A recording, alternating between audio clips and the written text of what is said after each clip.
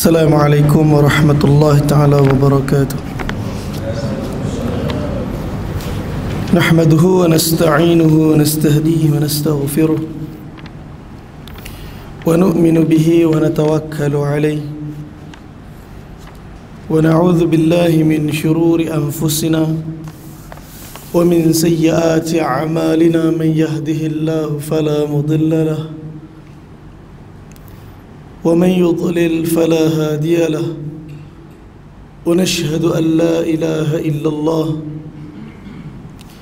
ونشهد أن محمدا عبده ورسوله. أما بعد، قال الله سبحانه وتعالى في القرآن الكريم: أعوذ بالله من الشيطان الرجيم. يعلمون ظاهرا من الحياة الدنيا وهم عن الآخرة هم غافلون. صدق الله العظيم. قال رسول الله صلى الله عليه وسلم: إن الدين بدأ غريبا ويرجع غريبا فطوبى للغرباء الذين يصلحون ما أفسد الناس من بعد من سنته. وقال رسول الله صلى الله عليه وسلم: من تمسك بسنته عند فسد أمته فله أجر 100 شهيد، أو كما قال رسول الله صلى الله عليه وسلم. Jadi alhamdulillah, pertama dan selamanya kita panjatkan syukur kita pada Allah kerana kasih sayang dan limpah kurnia Allah Subhanahu wa ta'ala yang hakikatnya bagi hadiah taufik pada kita untuk datang salat subuh berjemaah, dapat tunaikan perintah yang cukup besar yang pada ramai orang di saat dan ketika ni ada yang masih lagi berada di tempat-tempat tidur, tak mampu nak angkat selimut. Allah pilih kita. Sebahagian daripada kita Allah Ta'ala pilih pula bangun tahajud sebelum subuh dengan hati yang tenang, dengan jiwa yang tenteram.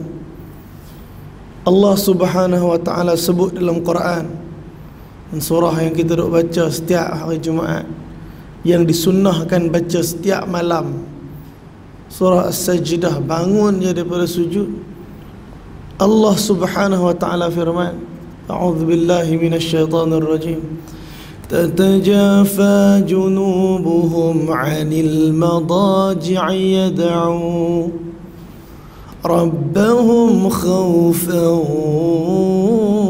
wa tama'a wa mimma razaqnahum yunfiqun.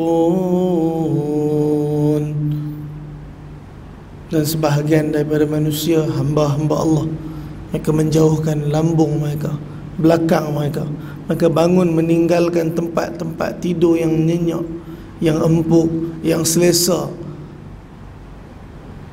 dalam keadaan yad'u rabbahum, mereka berdoa, mereka salat, mereka beribadat dalam keadaan hati khauf, takut, wa tama'a, dan mengharapkan Allah Subhanahu wa ta'ala memberikan keredaan dia.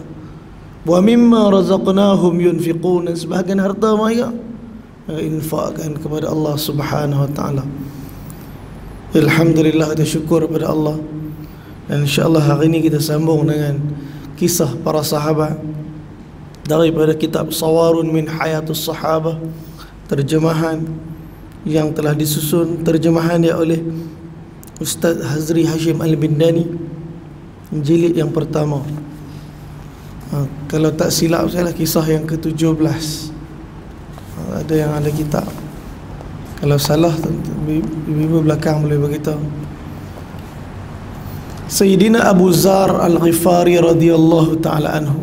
Hari ni kita nak kenal dengan satu orang sahabat yang kadang-kadang saya duk selit cerita tentang dia ni, walaupun cerita tentang sahabat lain, sebab ada sifat yang istimewa dalam diri dia. Dan dia ialah satu orang sahabat yang bukan seperti mana Sayyidina Uthman ibn al-Affan. Dia bukan macam Sayyidina Ali karramallahu wajha. Dia bukan sahabat-sahabat yang jenis lembut-lembut, sahabat yang kalau bercakap pun dalam keadaan berlapik sopan. Sayyidina Abu Dzar bukan macam tu. Sayyidina Abu Dzar satu orang sahabat yang kadang-kadang kalau dia bercakap, perkataan dia orang pun tak tahan nak dengar. Kita pada kawan macam tu, kalau sembang dia boleh gaduh. Dia ni ajak sembang guys pasal kita gaduh. Sayyidina Abu Dzar ada sifat tu, dan kita jangan heran. Satu Nabi sebut, ashabi kal nujum bi ayyihi muqtadaitum ihtadaitum. Sahabatku macam bintang di langit, kamu ikut satu, kamu takkan sesat. Ulama berbeza pandangan tentang berapa orang jumlah para sahabat. Ada yang kata 144,000 orang, ada riwayat sebut 124,000 orang, ada riwayat sebut 114,000 orang. Ratusan ribu orang para sahabat, mereka beriman dengan iman yang sempurna, mereka berakhlak dengan akhlak Rasulullah, tapi perangai mereka tak sama. Ada hak lembut, ada hak keras, ada hak mulut lancang, ada yang pendiam, macam-macam jenis sifat. Dan hari ini kita nak belajar, nak mengenali sifat satu orang sahabat yang begitu dicintai oleh Nabi sallallahu alaihi wasallam, Sayyidina Abu Dzar Al-Ghifari radhiyallahu taala anhu. Nabi sallallahu alaihi wasallam pernah sebut tentang Abu Dzar, ma aqallatil ghabra wala azallatil qadra min rajulin asdaqu min Abi Dzarrin. Tak ada seorang lelaki yang ditadah di bumi dan dinaungi di langit, kata Nabi, yang lebih benar daripada Abu Dzar. Dia ni dapat kebenaran, dia tak tahan, dia tak boleh nak simpan, dia tak boleh nak sembunyi. Saya pernah cerita, tuan-tuan, ada orang yang walaupun dia tahu tentang kebenaran, tetapi kalau tak ada habuan dunia untuk dia, dia takkan cakap benda betul. Nabi Isa AS, tuan-tuan buka surah Saf, Allah firman, wa idh qala Isa bin Maryam, ketika mana Isa bin Maryam berkata kepada Bani Israel, musaddiqan lima baina yadayya minat Taurah, aku ni diutuskan untuk membenarkan kitab-kitab terdahulu daripada kitab Taurat. Mubashiran bi rasul, dan aku bawa khabar gembira tentang seorang rasul, ya'ti min ba'di, akan datang lepas daripada aku, ismuhu Ahmad, nama dia Ahmad. Nabi Isa AS walaupun hidup 600 tahun lebih kurang sebelum lahirnya Rasulullah, tetapi dia telah memperkenalkan Rasulullah kepada kaum dia. Dia mengajar perkara yang diajarkan juga oleh Rasulullah. Itulah para anbiya alaihimussalatu wassalam, dengan tauhid yang sama, dengan akidah yang sama, dengan keimanan yang sama. Cuma syariat di zaman tu ialah syariat yang berbeza. Tentang Nabi Isa AS, sebelum kita pergi pada sifat Abu Dzar, ini sifat Bani Israel. Abu Dzar ialah umat Nabi SAW, tetapi sifat Bani Israel yang jauh daripada sifat umat ni sepatutnya. Kita sepatutnya kalau dengar kisah-kisah Bani Israel, Allah, kita cuba jauh daripada sifat tu. Nabi Isa pernah didatangi oleh salah seorang daripada pemuda Bani Israel, kata, wahai Nabi Allah Isa, aku nak belajar dengan kamu, aku nak ikut kamu. Nabi Isa kata, baiklah, ikut aku. Dalam satu safar, Nabi Isa siapkan 3 keping roti, bekal perjalanan. Nabi Isa pesan, kamu makan makanan ni, roti ni, ketika mana aku makan. Kita masuk dia, kita makan sama-sama jemaah. Dalam perjalanan, pemuda ni lapar, dia pula tukang pegang roti. Tunggu Nabi Isa alaihissalam tak makan. Lapar punya pasal. Dia pun ciluk satu roti, dia makan sembunyi-sembunyi. Sehingga akhirnya Nabi Allah Isa alaihissalam sampai pada satu tempat. Begitu wahai fulan, baiklah sini jom kita makan. Buka roti tu, buka Nabi Isa tengok ada 2 keping. Mana sekeping lagi? Tuan-tuan, yang ada 2 orang hanya masa tu. Siapa dia? Nabi Allah Isa dengan dia. Kalau Nabi Allah Isa tak makan, siapa makan? Pasti dia. Kita naik kereta 2 orang lah. Tiba-tiba busuk kentut. Kalau bukan kita kentut, agak-agak siapa kentut? Tuan-tuan tak tanya teka-teki tu. Dan tuan-tuan tak perlu pusing dia hang kentut lah. Tak tanya soalan tu. Kalau memang bukan dia kentut, insya-Allah memang sebelah ni. Betul, ada juga orang sangka baik, insya-Allah ini kentut dia pada kereta sebelah kot. Dia punya sangka baik. Tuan-tuan, Nabi Isa alaihissalam tanya lelaki tu, wahai fulan, kamu akan makan roti hak satu ni? Dia kata, wahai Nabi Allah Isa, aku tak makan. Dia tipu. Nabi Isa kata, tak apalah, kalau macam tu ambil roti ni makan, aku pun makan. Selesai. Maka dia sambung perjalanan. Sampailah dekat satu tebing sungai. Tak ada jambatan untuk lintas sungai. Nabi Isa kata, sini, pegang tangan ya, bismillah, lintas sungai itu atas jalan atas sungai.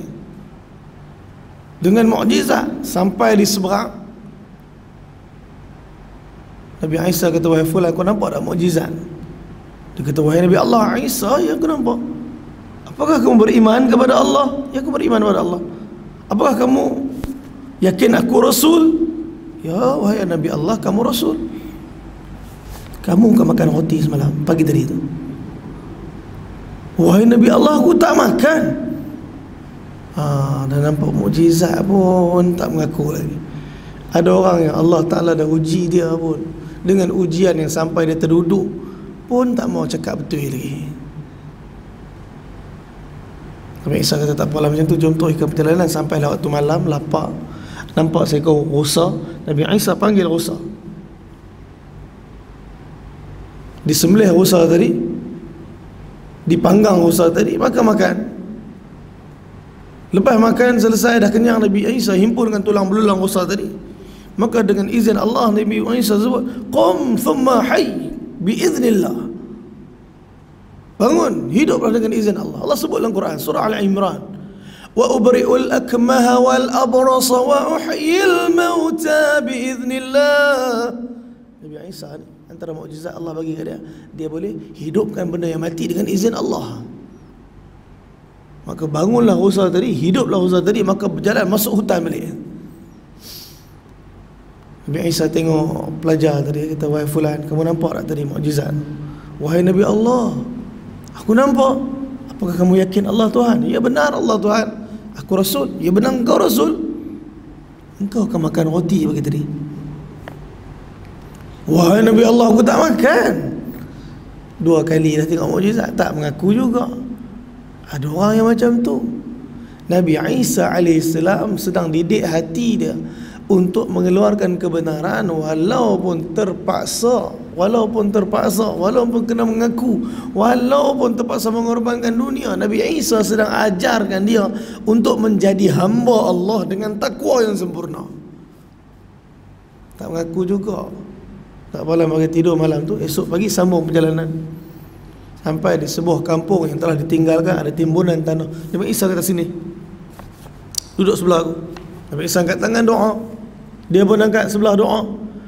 Alangkah terkejutnya bila Allah tukarkan timbunan tanah tu menjadi jongkong-jongkong emas. Nabi Isa kata, kamu tengok tu, apakah kamu yakin Allah Tuhan? Wahai Nabi Allah, Allah kan Tuhan. Aku Rasul. Benar engkau Rasul, wahai Nabi Allah Isa. Kau akan makan roti semalam. Cerita roti itu tak habis lagi. Selagi kebenaran tak keluar daripada mulut dia, selagi tu Nabi Isa alaihissalam nak dia cakap benda betul, tetap dia tak mengaku. Akhirnya Nabi Allah Isa kata, tak apalah kalau macam tu. Sekarang ni Nabi Isa membahagi jongkong tadi pada 3 bahagian. Nabi Isa kata, satu bahagian ni kamu punya, satu bahagian ni aku punya. Dia dah muskil. Wahai Nabi Allah Isa, Hak yang satu bahagian ni lagi ni siapa punya? Satu bahagian ni yang makan roti punya Nabi Isa. Wahai Nabi Allah, sebenarnya aku makan roti tu. Allah, ada orang lepas kena suap baru cakap benda betul. Tuan-tuan, berapa ramai orang yang memiliki sifat Bani Israel ni sampai hari ni. Dia tak mampu nak keluarkan kebenaran kalau tak ada apa-apa manfaat keduniaan untuk dia. Berapa orang yang ramai sanggup mengorbankan kehidupan akhirat dia hanya untuk makan dan menggigit bangkai dunia yang tak ada nilai dan akan menjadi masalah untuk dekat akhirat nanti. Nabi Isa kata kalau macam tu tak apalah, bahagian kau. Yang makan roti ni pun kau punya, ni bahagian aku pun kau punya. Akan tetapi wahai fulan, saat dan ketika ni berpisahlah kita. Nabi Isa bangun nak tinggalkan dia, sikit pun tak ada apa rasa bersalah daripada hati dia. Sikit pun dia tak kata wahai Nabi Allah, baik-baik minta maaf, tak ada. Dia kata wahai Nabi Allah, Isa tak apalah kalau macam tu, aku duduk dengan Mas ni, kau pergi. Ada orang yang sanggup memilih dunia dan meninggalkan agama. Ada orang yang sanggup melunaskan kehendak, keinginan nafsu dia dan lupa ada kehidupan lepas mati. Nabi Isa tinggalkan dia. Terpinga-pinga pula dia tengok jongkong emas banyak ni. Ni macam mana pula nak angkut ni? Banyak ni. Nak angkut macam mana? Duduk tengok emas tu, tak boleh buat apa. Ada orang yang himpun dunia ni, bertimbun-timbun sampai tak bergerak. Nak main masjid pun tak, minta maaf. Nak buat amal pun takut. Nak tinggalkan harta berat, takut orang khianat, takut orang curi, takut hilang, takut. Sekarang ni harta dan dunia telah menyebabkan dia terbeban dan tak mampu bergerak untuk mentaati Allah. Dia duduk kat jongkong emas tu, takdir Allah mai dua orang lelaki. Tengok dia, tengok emas. Tentang manusia ni bila bab duit, bab emas, bab harta ni kabur. Kita jangan cakap kan Allah belum uji. Kalau Allah uji kita tu risau, minta Allah jangan uji kita. Hatta Bani Israel yang melihat, bahkan orang Kibti yang melihat Qarun dengan harta dia pun ada keinginan. Alladzina yuriduna al-hayata ad-dunya. Orang nakkan dunia ni, tengok Qarun. Ish, ya laita lana, alangkah baiknya, alangkah beruntung, alangkah baiknya kami. Misla ma utiya Qarun, kalaulah kami dapat apa yang Qarun dapat tu. Ish, berangan nak apa yang ada kat orang. Innahu lazu hazzin azim, sesungguhnya dia telah memperoleh keberuntungan yang sangat besar. Tuan-tuan, dua orang lelaki tadi kata dekat Qarun, dekat apa? Minta maaf dekat lelaki tu. Baik kita bunuh dia ni, kita angkut emas-emas dia pergi. Jangan bunuh aku, kata emas banyak ni. Kita 3 orang, apa kita bagi 3? Allah kali bagi 3 juga. Tadi Nabi Isa dah tolong bahagilah 3 tu untuk uji hati dia. Tetapi datang satu ujian lebih besar pada dia. Dia sendiri sekarang yang bagi 3. Dan dia kata kau ambil satu bahagian, aku tu bahagian dah. Sekarang dah dapat seorang sikit, dah boleh angkut emas sendiri, dah boleh bangun dan bergerak. Allah tukar dia. Tadi duduk dalam suasana agama dengan orang akhirat, Nabi Isa AS. Sekelip mata Allah tukar. Sekarang dia berada dengan perompak-perompak dan ahli maksiat. Sebab tu bila Allah letakkan kita di kalangan orang saleh, dapat duduk masjid bersama orang-orang yang ingat Allah, syukur. Sebab Allah yang sama boleh keluarkan kita dari suasana dan letak balik dalam longkang kemaksiatan yang busuk dan menyebabkan kita jauh daripada wangian rahmat Allah. Allah sekelip mata tukar lelaki ni, cabut dia daripada bersama Rasul kepada sekarang bersama ahli maksiat. Maka berjalanlah dia, mereka semua orang-orang yang hati memiliki ketamakan dunia, bergerak meninggalkan tempat. Sampai satu kampung, mereka mencurah, kita ni kampung ni, apa kata kita berhenti, kita makan kat sini, nanti kita sambung perjalanan sebab depan ni tak tahu di kampung kat mana. Salah seorang dia kata, tak apa, aku beli makanan, nak perompak, aku beli makanan. Dia pun pergi ke tempat makan, nak beli makan, dia fikir, ni kalau aku beracun lah makan ni, dua-dua tu makan mati, aku boleh angkut semua ni. Hak yang dua orang tadi mesyuarat ke, ini kalau dia datang kita bunuh dia ni, bahagi dua banyak sikit. Masing-masing berencana untuk mendapatkan dunia, sehingga mereka sanggup membunuh, mereka sanggup mengorbankan Allah dalam kehidupan mereka. Dan mereka buat apa yang mereka rencana. Hak seorang tu beracun, hak dua orang tu tunggu kawan dia balik nak bunuh. Maka baliklah kawan ni dengan makanan yang ada racun, sampai tu kena bunuh. Jadi dua orang kata, sekarang dia nak mati, kita bahagi dua, banyak sikit dapat. Tapi sebelum kita bergerak ni, kita makan dulu kot.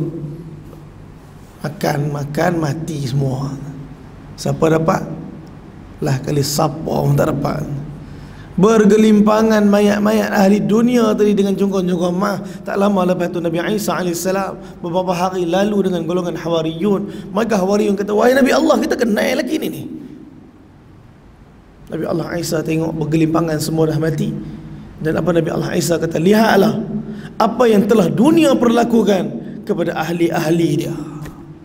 Siapa yang nak dunia, itulah sifat dunia yang akan menghancurkan manusia, sehingga dunia pun tak dapat, akhirat pun tak dapat. Tuan-tuan, kita lihat Abu Zar radhiyallahu ta'ala anhu di lembah Wadan yang menghubungkan kota Mekah dan dunia luar, tinggal kabilah Ghifar. Kafilah tersebut bergantung pada hidup pada sedikit pemberian yang diberikan oleh kafilah dagang yang berulang alik ke Syam melalui lembah itu. Kadang-kala mereka hidup hasil daripada rompakan ke atas kafilah yang gagal memberikan pemberian yang memuaskan hati mereka. Sebab tu orang Mekah takut dengan mereka ni. Jangan cari pasal dengan kafilah ni, kabilah Ghifar ni. Kalau cari pasal, maka masalah untuk masuk ke kota Mekah. Jundub bin Junadah atau gelarannya Abu Dzar Al-Ghifari radhiyallahu ta'ala anhu, merupakan salah seorang anggota kabilah ni. Cuma yang membezakan dia dengan mereka ialah dia berjiwa berani, akal yang matang dan pandangan yang jauh. Dia juga tidak senang dengan berhala yang disembah oleh kaumnya. Dia turut mengingkari kerosakan agama dan kepercayaan bodoh yang sebati dengan kehidupan kaumnya. Dia sentiasa ternanti-nanti kemunculan Nabi baharu yang bakal mengisi akal dan hati manusia dengan kebenaran dan mengeluarkan mereka daripada kegelapan cahaya. Sehinggalah suatu hari berita kemunculan Nabi baharu di Mekah sampai ke pengetahuannya. Ketika itu dia berada di perkampungannya. Abu Zar berkata kepada saudaranya Anis radhiyallahu anhu, pergilah ke Mekah, jejaki berita seorang lelaki yang mendakwa dirinya seorang nabi dan menerima wahyu dari langit. Cuba kamu dengar apa yang dia sebutkan dan dia nanti sampaikan kepada aku nanti. Anis berangkat ke Mekah dan menemui Rasulullah SAW. Dia mendengar ajaran agama yang disampaikan oleh baginda. Kemudian dia kembali ke kampung halamannya dan disambut oleh Abu Zar dengan penuh semangat. Dia segera bertanya tentang khabar Nabi baharu yang dengan penuh perhatian. Anis bercerita, demi Allah, aku telah menemui seseorang manusia yang berakhlak, yang mengajak manusia kepada akhlak mulia. Dia mengungkapkan ucapan yang indah sekali, tetapi ia bukan syair. Abu Zar bertanya lagi, apa kata orang ramai mengenainya? Jawab Anis, mereka menganggapnya tukang sihir, tukang tilik dan seorang penyair. Abu Zar berkata, demi Allah, kamu belum memuaskan hatiku yang ingin tahu dan belum menunaikan keperluanku. Tak puas dia dengar. Abu Zar berkata ke Anis ni, boleh tak kalau kamu uruskan keluarga aku sehingga aku pergi dan melihatnya sendiri. Akhirnya Abu Zar pun bertolak ke Mekah. Kata Anis, berhati-hatilah dengan penduduk Mekah, sebab masa tu orang Mekah sangat memusuhi Nabi. Tuan-tuan, kalau kita tengok jalur silsilah Rasulullah, Nabi bukan daripada keturunan yang biasa. Muhammad bin Abdullah bin Abdul Muttalib bin Hashim bin Abdul Manaf bin Qusay bin Kilab. Qusay bin Kilab ialah orang yang membina Dar An-Nadwah. Parlimen Mekah dibina oleh Qusay bin Kilab, toknyang Nabi, dan begitu dihormati. Dan daripada silsilah keturunan ni lahir Rasulullah SAW yang mereka sendiri angkat sebagai Al-Amin, satu orang yang amanah, yang tak pernah menipu, yang paling baik, yang paling jujur akhlak. Tapi bila Nabi bawa agama, maka itulah jalan-jalan siapa yang buat keputusan untuk bawa risalah, pasti kena lalu susah. Abu Zar bergerak ke Madinah. Setelah membuat persiapan sekadarnya, Abu Zar pun bertolak ke Mekah. Di Mekah dia begitu berhati-hati agar tidak sampai tertangkap oleh orang-orang Quraisy. Dia tahu penduduk Mekah sangat marah jika ada orang luar yang cuba bertemu dengan Muhammad ataupun berurusan dengannya. Abu Zar tidak berani untuk bertanya kerana dikhawatiri akan ditangkap. Namun jika tidak bertanya, dia tidak pula mengenali yang mana satukah lelaki yang dicarinya itu. Apabila malam tiba, tidak ada tempat untuknya tidur atau berehat kecuali masjid. Dan masjid dulu bukan macam sekarang. Dulu dikeliling Kaabah ada kemah-kemah, hampir dengan Kaabah, yakni di zaman Rasulullah. Jadi kalau tidur pun orang ramai masih duduk lalu lalang. Sekarang tuan-tuan jangan cuba-cubalah tidur. Turun nak tawaf sunat pun tak boleh sekarang ni. Tuan-tuan nak turun tawaf sunat, tuan-tuan kena mohon umrah, lepas tu pakai ihram. Ada orang tak setuju, ustaz takkan menipu beribadat. La ilaha illallah. Boleh. Bukan menipu tu hela. Dan hela ni pun dibenarkan dalam agama, sebab kuota yang ada dibuka sangat banyak, dan rugilah kalau kita tak mohon masuk untuk bertawaf setiap hari kalau kita berada di sana. Walaupun sekarang ni peraturan Saudi telah keluarkan satu arahan, seorang boleh buat umrah 10 hari sekali ya. Makna dia sekali pergi sekali je lah boleh buat umrah. Tapi sebenarnya kalau tuan-tuan apply, mohon saja ada hari-hari boleh. Kuota tak pernah penuh pun. Macam tu juga Raudah, sebulan sekali je boleh masuk. Kita duduk berapa bulan selalu. Makna dia sekali tu je boleh masuk. Jadi kalau boleh try masuk ulang, cuba. Ada orang tak boleh, Ustaz. This is wrong.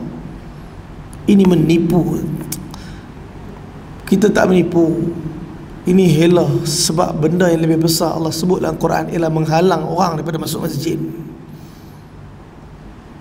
Kita semua masa nak pergi umrah tu dah swab dah. Semua dah negatif dah pun. Hak yang datang tu tawakalna, semua dah immune dah pun.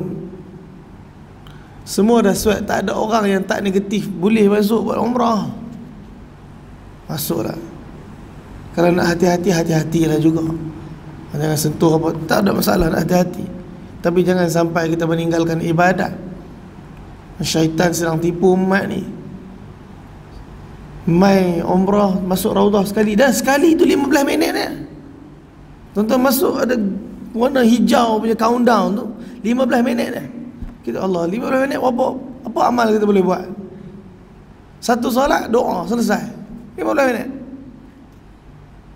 Okay, tuan-tuan boleh try. Orang perempuan susah sikit, saya minta maaf. Orang perempuan dia punya strik dia lain macam. Kalau dapat lepas juga, Masya Allah. Orang lelaki senang sangat. Dah lepas, dah guna tasrah kita ni, dah lepas dah. Tasrah tu simpan. Esok try lagi guna tasrah sama. Walaupun dah expired, masuk ya. Dah expired ni, masuk. Dia akan scan. Bila dia scan, dia akan keluar pangkah. Tet. Memang pangkah tu makna dia tak boleh lah. Tapi tuan-tuan tengok macam mana orang-orang Arab ni, dia tengok orang Malaysia, dia tahu main pada jauh. Walaupun pangkah merah, tet, dia kata masuk lah. Esok buat lagi sekali. Bukan tak boleh. Orang perempuan payah sikit lah. Adik saya tolak nenek saya umur 85, wheelchair. Dia simpanlah tasrah dia. Dia kata kot lah hari ni boleh masukkan tu tanpa tasrah sebab tolak wheelchair. Esok boleh mohon dia punya betul-betul masuk sekali lagi. Konon buat apa perancangan. Tolak sampai tengok hak nenek tu ada tasrih, bolehlah masuk. Dia tak ada tasrih, kamu tak boleh masuk. Tapi kalau saya tak masuk, siapa nak tolak dia? Awak nak tolak dia? Dia kata kalau tak ada orang tolak dia, dengan nenek ni bawa keluar. Dia kata, loh, oh ya Allah, punya strik. Ni orang perempuan. Orang lelaki dia tak strik sangat. Orang lelaki dia relax. Jadi orang perempuan kalau buat solat hajat sebelum tu kat hotel, minta sungguh-sungguh pada Allah, insya-Allah. Sebab saya buat jemaah, ada juga yang dapat masuk 2 kali, ada yang dapat masuk 3 kali pun dah. Tapi pun tak tahu macam mana dia buat, rezeki masing-masing. Tapi ini keadaan zaman dulu, zaman sekarang. Nak masuk i'tikaf tak ada dah. Abu Zar tak ada tempat, malam tu tidur depan Kaabah. Tak lama kemudian melintas seorang pemuda di tempat Abu Zar sedang berbaring. Melihat keadaan Abu Zar, dia tahu lelaki itu bukan orang tempatan, dia orang luar yang datang ke Mekah. Lalu dipelawa ke rumahnya. Keesokan harinya Abu Zar pergi ke masjid lagi.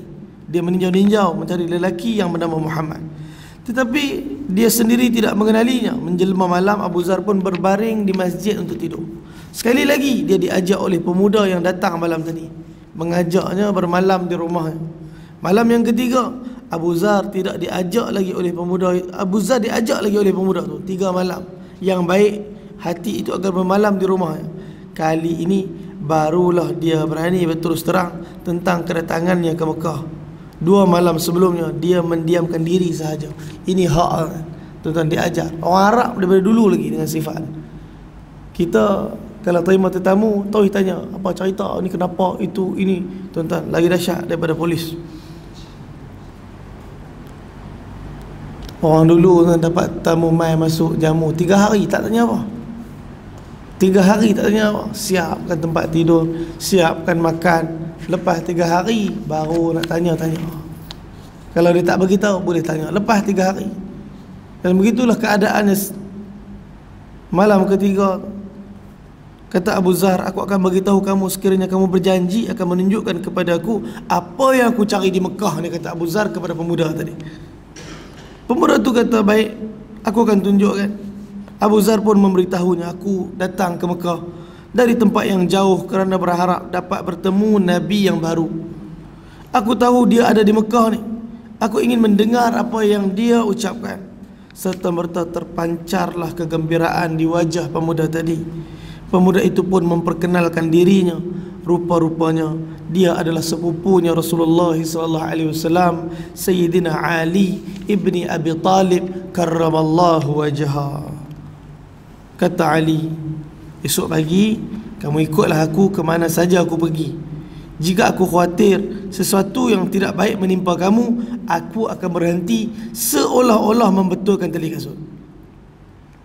Sekiranya aku meneruskan perjalanan, maka ikutilah aku sehingga kamu masuk ke tempat yang aku masuk. Macam tu, hati-hati dulu tuan-tuan. Nak dapat iman, kita lahir-lahir dah ada iman. Sebab tu tak ada, anak-anak kita tak, nak hati-hati, Masya Allah. Harga tu kita tak rasa mahal. Mereka mencari, tetapi kita diberi. Beza sangat kita dengan mereka.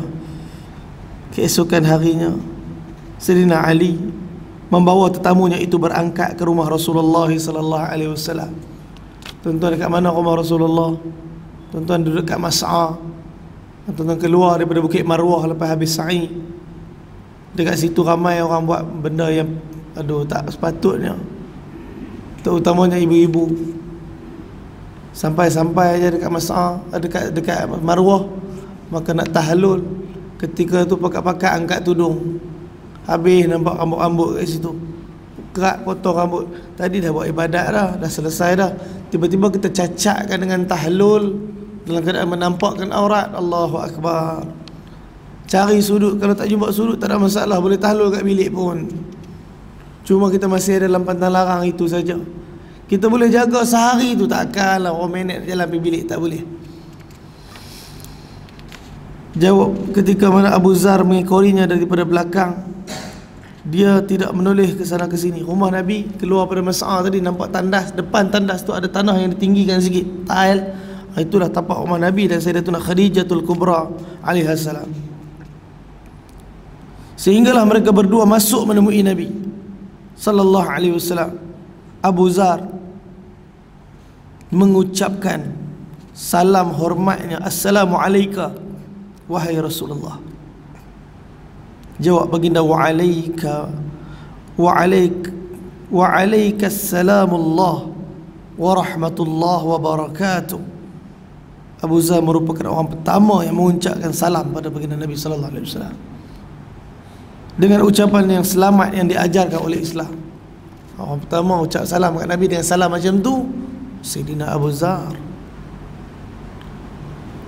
Orang pertama yang menunaikan umrah sebelum Nabi buat umrah.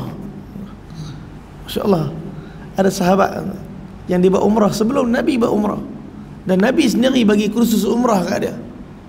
Dan kita dah baca dah sebelum ni, kalau tuan-tuan ingat balik, kalau revise. Ni dah kisah ke-17. Kalau kita buka di belakang tu, saya tak ingat kisah nombor berapa, kita akan jumpa sebuah kisah Sayyidina Sumamah bin Uthal. Kisah yang ke berapa ni? Kisah yang 1, 2, 3, 4, 5, 6. Kisah yang ke-7. 10 kisah sebelum ada kisah Sayyidina Abu Dhar, ada kisah Sayyidina Sumamah bin Uthal. Tuan-tuan boleh balik buat revision. Dia ni ialah sahabat yang pertama yang tunaikan umrah sebelum Rasulullah SAW tunaikan umrah. Nabi ajarkan manasik umrah kat dia, dan dia lah orang pertama yang talbiyah masuk ke Mekah dengan talbiyah, labbaik Allahumma labbaik, labbaik la syarika lak labbaik, innal hamda wan ni'mata lak wal mulk la syarika lak. Daripada jauh orang dengar talbiyah tu, orang nak panah dia dah. Sumamah. Tapi semua orang tahan. Jangan buat pasal. Tahu tak siapa? Itu Sumamah bin Uthal, Raja Yamamah. Ini kalau mana ni masalah kita ni. Dah lah kita punya makanan apa semua kita import daripada dia. Ternyata lepas je habis tahallul dia tulis isytihar depan Kaabah. Wahai orang Quraisy, dengar sini baik-baik. Aku sampai saja, aku keluar dari Madinah, Mekah ni. Aku sampai saja dekat Yamamah, 1 biji gandum pun takkan sampai sini. Kata kacau. Tuan-tuan, sampai Abu Sufyan tulis surat lah kat Nabi, "Wahai Muhammad, kau tak kasihan ke kepada anak-anak kami, kepada wanita-wanita kami? Kau telah menyebabkan kami kebuluran." Tuan-tuan, Abu Sufyan tulis surat minta kesian kat Nabi. Dia lupa dia pernah pulau Nabi ketika di Mekah dulu 3 tahun. Sampai sahabat makan daun-daun kering, pecah bibir-bibir sahabat. Mereka buang air, najis mereka seperti najis kambing. Abu Sufyan macam lupa apa yang dia buat kat Nabi. Tulis surat minta tolong. Ni Sumamah, Raja Yamamah, tahan gandum daripada masuk. Orang Mekah kan kelaparan. Ni orang Islam. Mereka tak balas keburukan dengan keburukan. Idfa' billati hiya ahsan.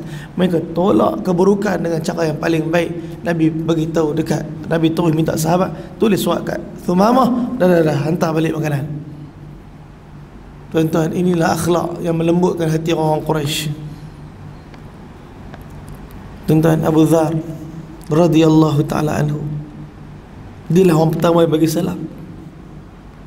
Kemudian ucapan itu tersebar dan meluas. Rasulullah SAW duduk menghadap Abu Zar. Baginda berdakwah dan menyerunya kepada Islam dan memperdengarkan bacaan Al-Quran kepadanya. Tanpa berlengah, Abu Zar terus melafazkan kalimah tauhid. Dia memeluk agama baharu sebelum berganjak dari tempatnya. Dia adalah orang yang keempat atau kelima memeluk Islam. Marilah kita ketahui cerita selanjutnya daripada Abu Zar sendiri. Kata Abu Zar, "Aku tinggal di Mekah bersama Rasulullah SAW.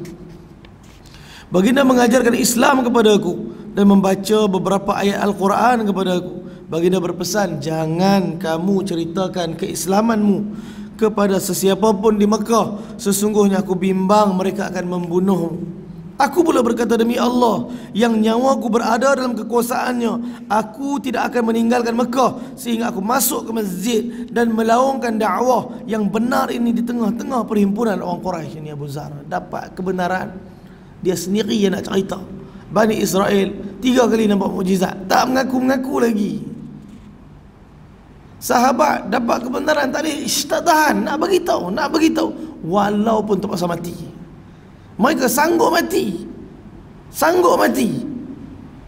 daripada melepaskan tangan daripada pemegang dunia.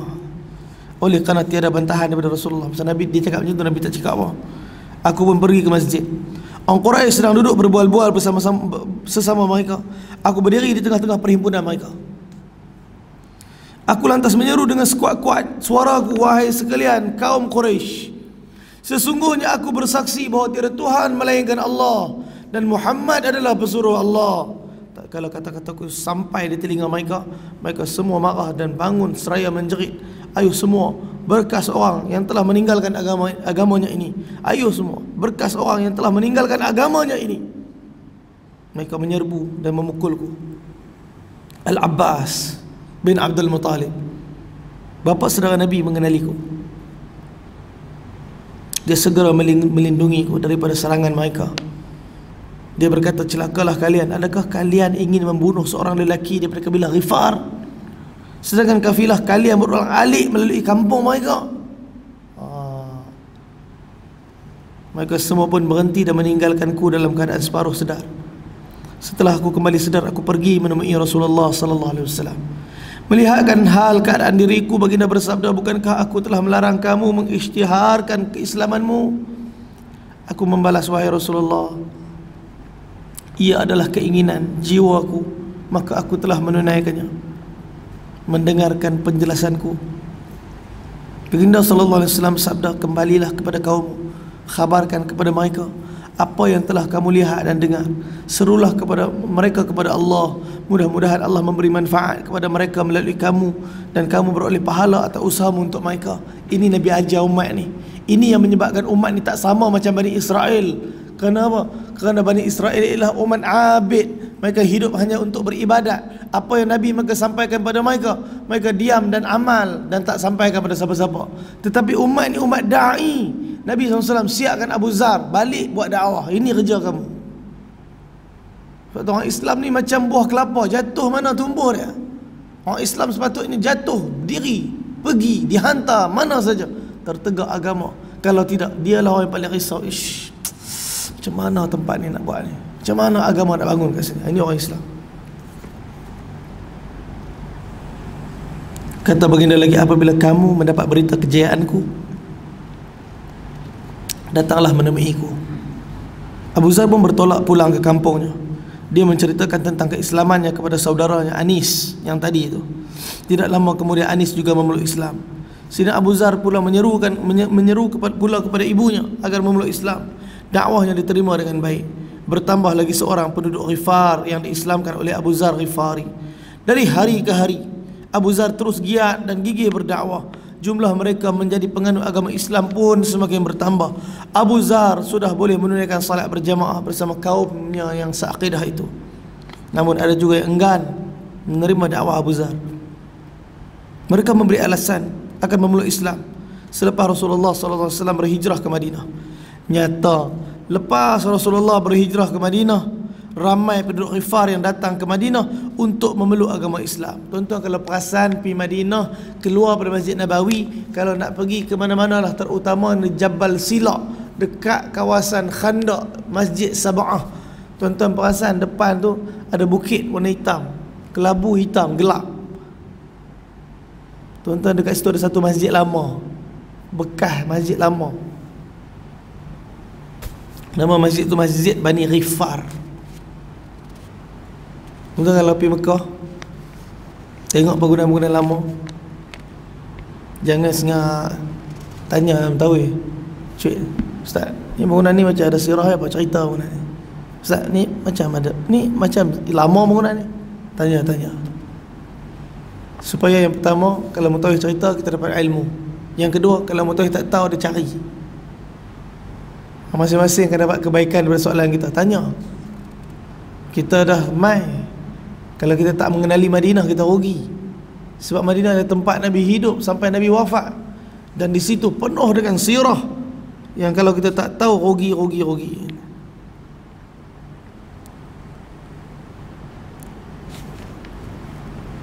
Nyata selepas Rasulullah SAW hijrah ke Madinah, ramai penduduk Ghifar datang ke Madinah memeluk agama Islam. Rasulullah SAW mengungkapkan pujian dan doa buat mereka. Ghifar, kata Nabi, semoga Allah mengampuni mereka. Aslam, semoga Allah selamatkan mereka. Abu Zar terus tinggal di kampung halamannya sehingga berlaku peperangan Badar, Uhud dan Khandaq. Kemudian dia datang ke Madinah untuk terus berada dekat dengan Rasulullah sallallahu alaihi wasallam. dia menawarkan dirinya untuk selalu menemani Rasulullah dan berkhidmat kepada baginda Rasulullah sallallahu alaihi wasallam. Rasulullah SAW menerima baik permintaan sahabat itu. Apabila Rasulullah SAW wafat, Abu Zar tidak sanggup lagi tinggal di Madinah.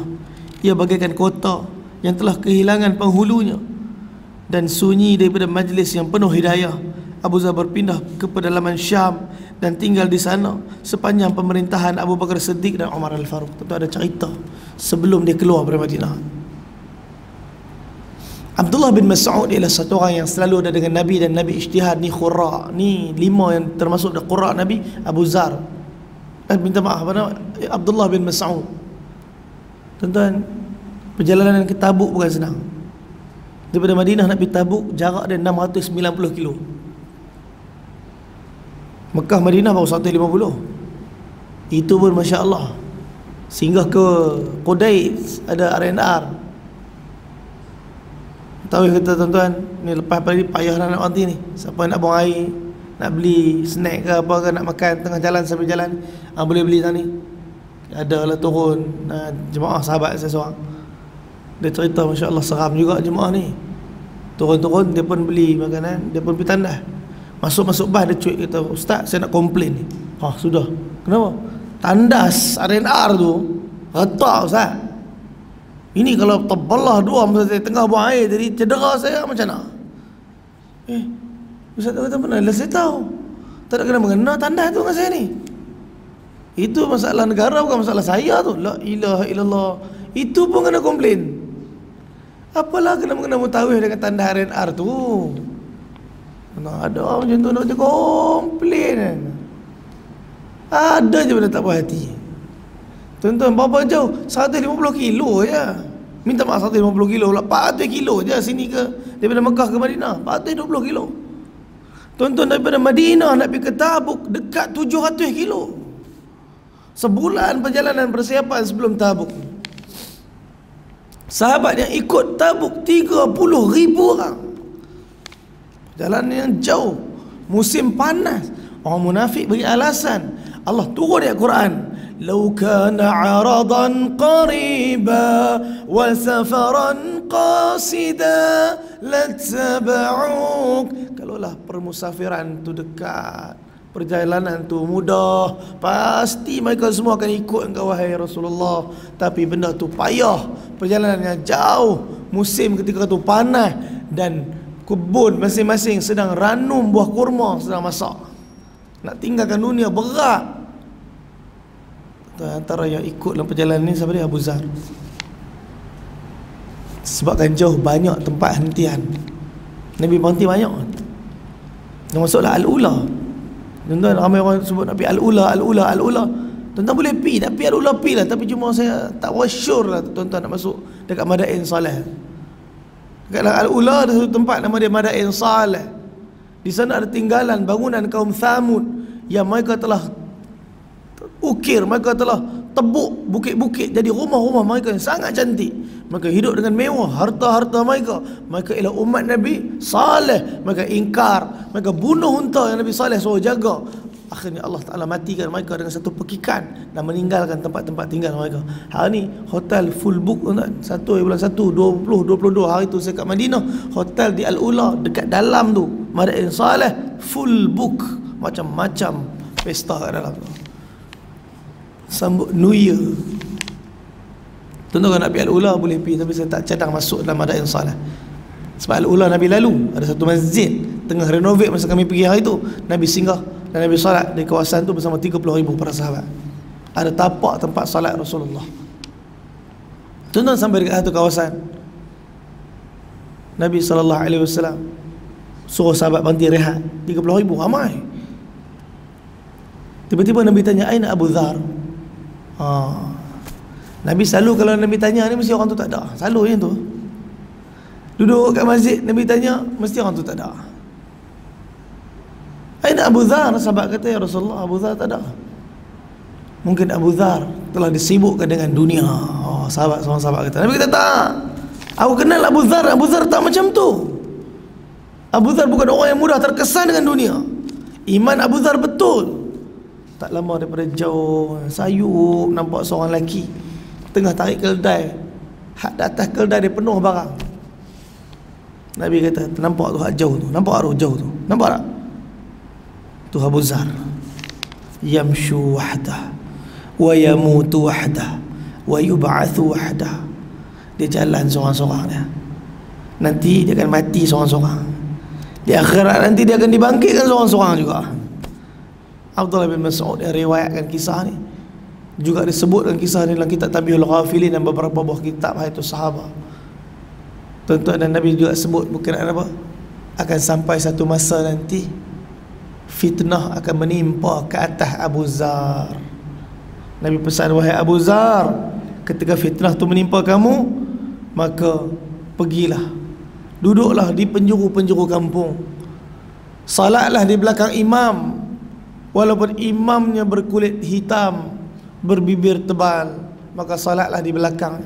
Wahai Abu Zar, janganlah jadi pemimpin walaupun untuk 2 orang. Sebab apa ya Rasulullah? Kerana kamu lemah, kata Nabi. Bukan lemah ni makna Abu Zar ni tak kuat, dia kuat, dia pandai main pedang. Lemah ni makna dia ialah orang yang, saya minta maaf, dia dunia dia tolak lah. Pemimpin ni dia kena ada kerisauan dunia juga. Kata macam mana nak bagi pemimpin? Abu Zar ni tak ada langsung lah kerisauan dunia ni. Dia kalau bercakap, percakapan dia akhirat. Tak ada cerita macam mana nak agihan dunia. Tuan-tuan, nak bahagi zakat, dunia. Nak kira faraid, dunia. Abu Zar tak ada arah ni. Astaghfirullah. Dunia. Abu Zar tak boleh. Nabi kata jangan jadi pemimpin Abu Zar walaupun untuk 2 orang. Ternyata sahabat bila dengar akan tertimpanya Abu Zar ni fitnah, mereka takut di zaman mereka. Abu Bakar Siddiq ketika memerintah selalu datang jumpa Abu Zar, tanya, Abu Zar okey? Abu Zar ada masalah?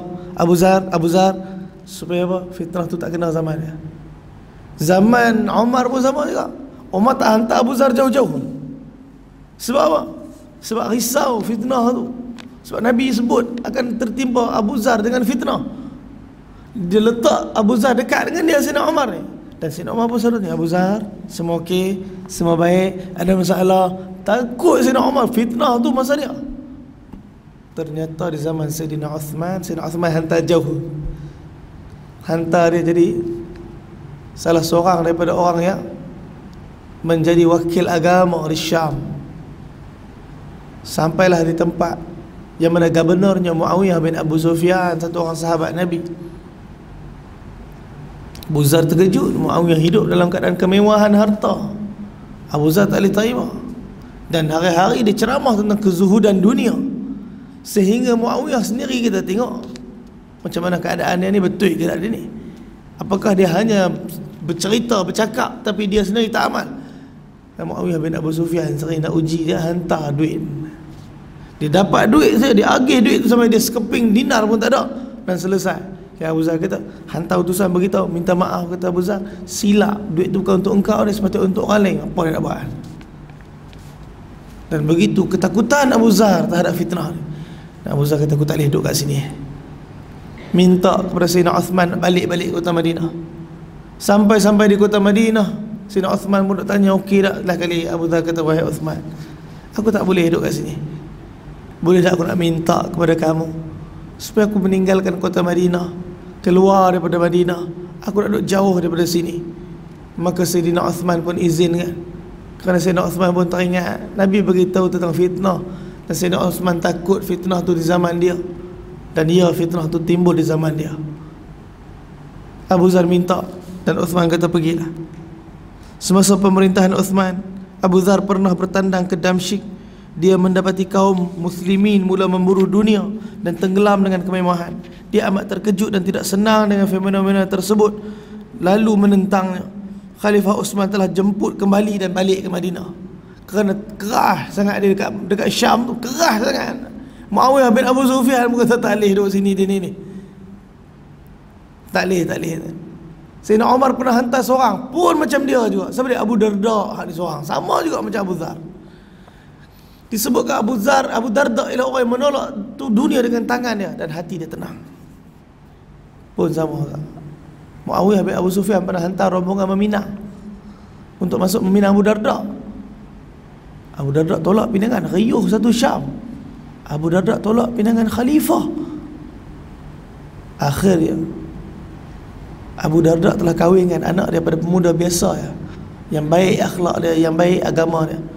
Sehingga kan ada orang tanya, wahai Abu Dhar, Muawiyah gubernur Syam nak anak kamu kahwin dengan Yazid anak dia, kamu tolak dan kahwinkan dengan budak pemuda biasa. Kata Abu Darda, cuba kamu bayangkan anakku Darda kahwin dengan anak Muawiyah, duduk dalam istana yang besar dengan dayang-dayang yang akan melayani dia, yang mata-mata menginginkan kemewahan dan apa yang ada pada diri dia. Dengan keadaan kenikmatan tersebut, agak-agak kamulah macam mana dengan agama dia masa tu. Aku tak sanggup, kata Abu Darda. Ni Abu Darda sama macam Abu Zar, berapa sahabat. Tuan-tuan kalau mampu ikut, tuan-tuan cuba.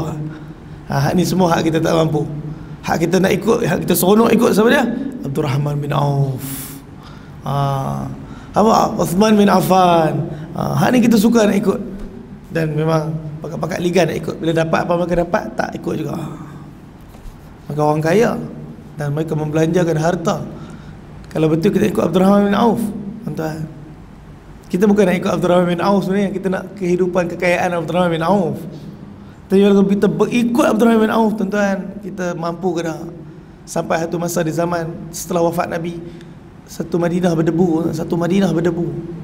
Sayyidatuna Aisyah kata, kenapa berdebu teruk Madinah ni? Maka dikatakan, wahai Ummul Mukminin, sesungguhnya harta dagangan Abdul Rahman bin Auf baru saja masuk kota Madinah, punya banyak caravan, unta-unta yang bawa barang-barang Sayyidina Abdul Rahman bin Auf, habis satu Madinah berdebu. Tuan-tuan, Sayyidatuna Aisyah cuma monolog, cakap dengan diri dia, cuma khadim dia dengar, aku lebih suka kalaulah harta ni diinfakkan di jalan Allah. Sayyidatuna Aisyah bukan bagi tahu siapa, bagi tahu macam tu khadim dia pergi sampaikan pada khadim Sayyidina Abdul Rahman. Dan Sayyidina Abdul Rahman tahu perkataan Sayyidatuna Aisyah, harta-harta yang masuk tadi semua diinfak di jalan Allah. Tuan-tuan, boleh ikut tak? Susah juga nak ikut. Allahu Akbar. Sebenarnya sahabat mana kita nak cuba ikut ni? Nak ikut sahabat ni, tak jadi. Tak jadi juga. Habis tu sahabat mana? Selagi tak bertembung dengan apa yang kita nak dengan hati kita, selagi tu sahabat kita. Tak apa, cari. Tuan-tuan belajarlah, carilah. Pasti akan jumpa sahabat-sahabat yang kita mampu ikut. Abu Dhar, sehingga dia minta kepada Sayyidina Uthman untuk keluar daripada Madinah, nak jaga iman dia. Khalifah Uthman telah menjemputnya balik duduk di Madinah. Abu Zar kata dia tak boleh duduk di Madinah, memerhati keadaan umat Islam yang semakin gemar kepada kemewahan. Malah orang ramai juga tidak suka dengan sikap yang tegas dan keras terhadap hal-hal tersebut. Memang mulut dia macam tu, Abu Zar. Saya pernah cerita kat tuan-tuan macam mana dia bergurau dengan Bilal. Ya benar tak sauda, dia kata kat Bilal, wahai anak perempuan hitam. Allahu Akbar, tuan. Orang panggil kita hitam pun kita marah kan? Panggil mak kita hitam, itu lagi cari pasal. Ini Abu Dhar. Akhirnya untuk menjaga kesejahteraan awam, Khalifah Osman pun memerintahkan dia berpindah ke Rabazah, sebuah perkampungan kecil pedalaman Madinah. Saya dengar macam ni, saya ingat pedalaman Madinah ni mungkin dekat ke? Tuan-tuan tahu Rabazah di mana? 150 km daripada Madinah. Jarak dia sama jarak dengan Badar, cuma dia bergerak ke arah utara Madinah ni, Rabazah. Abu Zar berpindah ke kampung tersebut dan tinggal di sana. Lokasinya jauh daripada orang ramai. Dia hidup dengan sangat sederhana. Dia berpegang teguh dengan cara hidup Rasulullah sallallahu alaihi wasallam dan dua sahabat baginda Abu Bakar dan Umar yang mengutamakan habuan akhirat yang kekal abadi daripada habuan dunia yang fana. Pernah satu hari seorang lelaki masuk ke rumah Abu Zar. Dia memerhati ke setiap penjuru rumah Abu Zar. Tiada satu pun alatan keperluan rumah ditemuinya. Lelaki itu bertanya, wahai Abu Zar, di manakah barang-barang keperluanmu? Abu Zar jawab, rumah kami jauh di sana, yakni akhirat. Tu rumah kita betul. Mungkin hari ni, mungkin esok, kita tak tahu masa pasti kita akan balik. Tuan-tuan, ada sekarang ni rumah kita dah. Hak buat loan tu rumah bank. Saya minta maaf, hak buat loan tu rumah bank, bukan rumah kita. Kita mati, Rumah tu macam mana?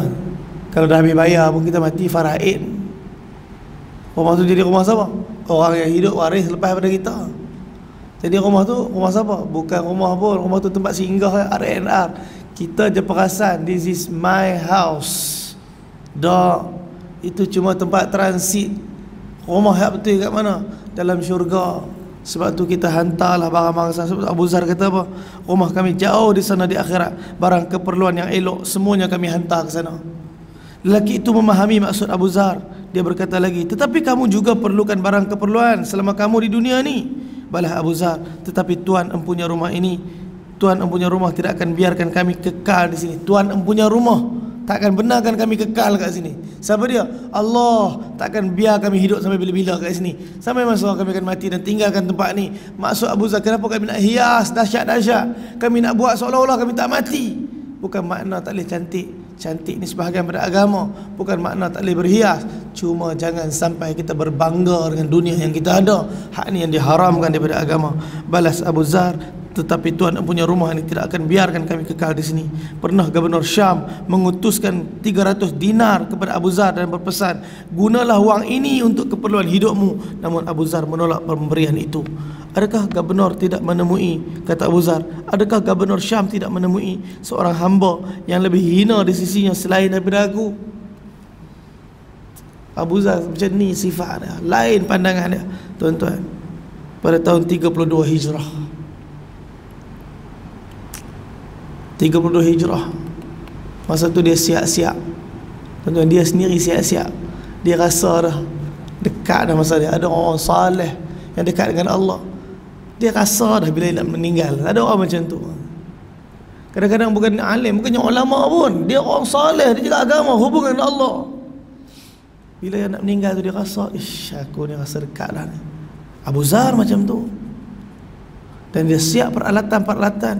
Dia beritahu dekat isteri dia, aku meninggal nanti, kamu letaklah jasad aku di tengah-tengah jalan, supaya ada kabilah lalu nanti, kamu mintalah tolong uruskan jenazah aku. Isteri dia seorang duduk di Rabazah. Dan macam yang Nabi sebut, ada satu masjid di sana, dan imam di masjid tu ialah satu orang berkulit hitam dan berbibir tebal. Di situlah tempat Abu Zar sempurnakan kehidupan dia. Di situ tempat Abu Zar habiskan hayat dia. Abu Zar tak pergi mana-mana melainkan menetap di Rabazah. Tuan-tuan, meninggallah Abu Zar pada tahun ke-32 Hijrah. Allah menjemput hambanya yang kuat beribadah lagi zuhud itu kembali ke pangkuannya. Seseorang yang pernah Rasulullah SAW sifatkan dalam sabdaannya, ma aqallatil ghabra'u wala azallatil khadra'u min rajulin asdaqu min Abi Dharrin. Tidak ada seorang lelaki yang ditadah bumi dan dinaungi langit yang lebih benar daripada Abu Zar. Meninggal Abu Zar diletak tengah jalan. Satu kabilah lalu. Bila kabilah tu nampak ada orang tengah jalan, satu orang wanita dan satu jasad, maka berhentilah kabilah tadi. Di dalam kabilah tu, tuan-tuan, ada siapa? Ada Sayyidina Abdullah bin Mas'ud radhiyallahu ta'ala anhu. Abdullah bin Mas'ud nampak jasad terbaring, nampak wanita, bergegar hati dia, seolah-olah satu perkara besar akan berlaku di depan dia. Dan ternyata tak kala dia nampak wanita tadi, wanita tu kata, bantulah aku menyempurnakan jenazah suami aku. Dan ketika dia buka saja jenazah tu, terus mengalir air mata dia, yakni Sayyidina Abdullah bin Mas'ud. Terus teringat Nabi, saddaqta ya Rasulullah, saddaqta ya Rasulullah, saddaqta ya Rasulullah, kamu betul wahai Rasulullah, kamu betul wahai Rasulullah, kamu betul wahai Rasulullah. Inna hadha Aba Dharrin, sesungguhnya ini Abu Zar, yamshu wahdah, hari itu dia jalan seorang-seorang, wa yamutu wahdah, hari ini dia mati seorang-seorang, wa yub'atsu wahdah, pasti ke akhirat nanti dia pun akan bangun seorang-seorang. Tuan-tuan, sampai hari ini dia punya makam seorang-seorang. Dekat mana? Rabzah. Tuan-tuan kalau nak pi, tuan-tuan pilah ziarah. Tuan-tuan, off-road, padang pasir. Kawan saya pi hari tu, kami tak ada pi, sebab ajak dia pi, dia tak mau pi dah, dia kata takkan pi lagi dah. Lah, janganlah macam tu. Dia kata sebab hari tu tayar dia tenggelam dalam pasir, sebab nak pergi ziarah makam Abu Zar punya pasal. Tuan-tuan, tenggelam tayar dalam pasir ni satu nikmat. Kami tenggelam 3-4 kali masa dekat Mekah itu, masa dekat kawasan Saudi, jejak tempat sahabat. Kali pertama tak tahu nak buat apa, sejam kat padang pasir, tak ada bantuan, tak ada apa, tengah padang pasir. Kami je satu jeep GMC, duduk sejam, tak tahu habis hamal buat dah. Sampailah nampak kereta badui datang, budak-budak muda 16 tahun umur, pancit tayar terus. Datang tak cakap apa, terus pancit tayar, tolak-tolak terus jalan, keluar terus. La ilaha illallah. Kita kan dekat Malaysia kan, kalau sangkut dan lecak kita letak batu lah, kayu lah, papal lah, itulah kita cuba buat. Semua tu tak jadi dan tak berguna kat padang pasir. Rupanya cabut buang angin ya, lepas tu tolak, naik kereta tu. La ilaha illallah. Lepas tu dah tenggelam tempat lain, dah tahu dah nak buat apa. Tapi tuan-tuan, berat juga. Dah buang dah tak angin tu, sampai dekat tayar tak ada angin, GMC pula tu. Tapi alhamdulillah kat Saudi tayar murah pada Malaysia. 4 biji tayar terpaksa tukar, 3,000 rial. 4 biji 3,000 rial, kira okey lah. Tayar GMC kan besar tu. Kalau tayar Ranger Ford tu besar kat sebiji bawah. Kalau kat sini kat 1,000 sebiji, lebih kurang. Saya tak tahu lah kata. Kira kat sana murah lah, 3,000 4 biji tayar. Tapi tayar kita sewa, tu yang ralat, tu lenjan balik tuan, tenggelam lagi. Tapi seronok sebab dapat jejak jalan-jalan sirah kehidupan mereka. Semoga Allah bagi kekuatan untuk kita ikut, insya-Allah tuan. Semoga kisah riwayat pada hidup Abu Zar radhiyallahu taala anhu pada pagi ini menjadi asbab motivasi saya sendiri dan kita semua untuk sama-sama kita terus mentaati Allah dalam kehidupan ini dan bangkit untuk dapat jiwa untuk bawa manusia pada Allah. Dan kita da'i, bukan abid, kita bukan Bani Israel, kita umat Nabi sallallahu alaihi wasallam. Insya-Allah kita doa, semoga Allah Taala terima doa kita pada pagi ini insya-Allah. Bismillahirrahmanirrahim. Alhamdulillahirabbil alamin. Wassalatu wassalamu ala rasulina Muhammadin wa ala alihi wa sahbihi ajma'in. Allahumma ya awwalal awwalin wa ya akhiral akhirin wa ya dzal quwwatil matin wa ya rahimal masakin wa ya arhamar rahimin ya arhamar rahimin. Allahumma hasibna hisaban yasira. Ya Allah, Tuhan sedang nampak, yang sedang tengok, yang sedang tahu apa yang ada dalam jantung hati kami. Kami angkat tangan kami yang berlumuran dengan dosa, mengetuk pintu rahmat keampunan, Kau tolong ampunkan kami. Terima majlis kami, lunakkan hati kami sehingga rindu dalam jiwa kami untuk terus menziarahi Nabi kami dan bersama dengan Nabi kami dalam syurga Engkau nanti. Wahai Allah, kami tak pandai, kami jahil, kami bodoh, kami hina, kami cuma hamba. Engkau Tuhan kami, wahai Allah. Wahai Allah, tolonglah wahai Allah, terima kami seperti mana telah Kau terima para Nabi dan para sahabat dulu. Wahai Allah, kami hidup jauh di zaman mereka, tak ada seorang Nabi hidup bersama dengan kami, tak ada satu orang sahabat pun bersama dengan kami. Kalau kami tergelincir, wahai Allah, tolonglah betulkan kami melalui jalan-jalan menghampirkan diri kami dengan para ulama kami, supaya kami terus bersahabah, terus berada dalam keadaan kebaikan, supaya kami tak tersimpang daripada jalan agama yang sempurna dan sebenar yang ditunjuki oleh baginda Nabi sallallahu alaihi wasallam. Wahai Allah, ramai umat ni yang sibuk dengan dunia dan maksiat, Kau hadirkanlah taufik untuk mereka semua bertaubat dan kami semua istiqamah sampai mati. Ya Allah, wahai Allah, bagi hidayah semua orang bukan Islam untuk datang pada agama ni. Kami kesian tengok orang bukan Islam yang begitu yakin dengan sembahan mereka yang salah, yang begitu yakin dengan agama mereka yang salah. Wahai Allah, tolonglah bagi taufik, bagi hidayah untuk mereka datang pada Islam. Wahai Allah, kami tak pandai nak doa.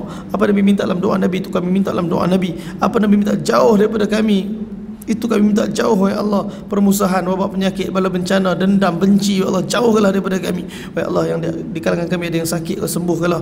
Ada ahli keluarga kami, kawan-kawan, sanak saudara kami yang sakit, Kau sembuhkanlah. Ada yang diuji masalah hutang, Kau langsaikanlah. Ada yang diuji masalah rezeki, Kau lapangkanlah. Ada yang diuji dengan masalah rumah tangga, Kau selesaikanlah. Rabbana atina fid dunya hasanah wa fil akhirati hasanah wa qina adzabannar. Sallallahu alaihi wasallam Muhammad wa ala alihi wasallam wa barik. Alhamdulillahirabbil alamin. Taqabbalallahu minna wa minkum.